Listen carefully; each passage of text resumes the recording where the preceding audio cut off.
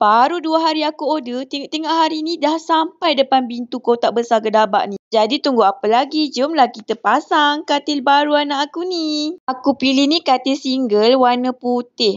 Dia jenis stainless steel tau, yang tak mudah karat, tak mudah calar, tahan lasak. Cara pemasangan dia sangatlah mudah, so aku nak tunjukkan dalam video ni step by step. Mula-mula kita keluarkan semua bahagian-bahagian dalam kotak ni.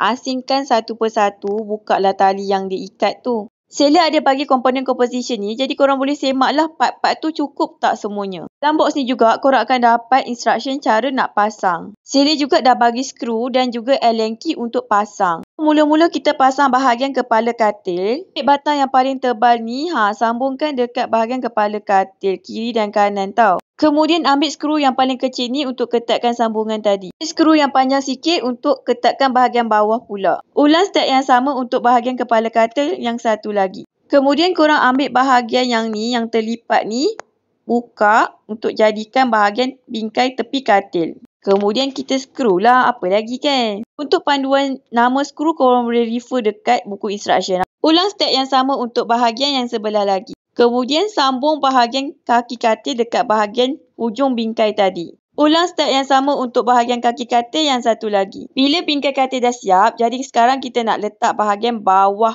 untuk letak tilam. Caranya sangat mudah, dia dah siap ada longkang-longkang tu, korang masukkan je satu persatu besi tu. Dah pun siap pasang katil besi ni.